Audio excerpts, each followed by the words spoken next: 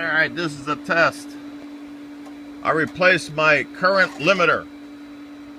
Like Doc Brown in Back to the Future.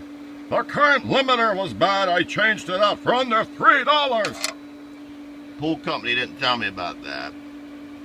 It's on, no flow. It should go to generating if it's working properly.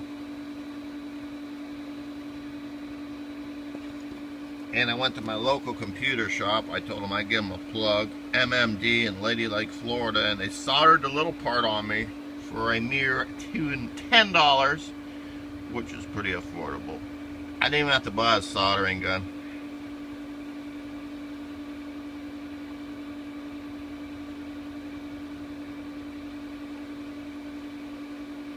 Is it gonna work?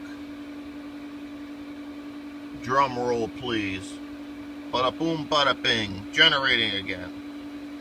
Thank you, Internet and DigiKey, for a $3 part.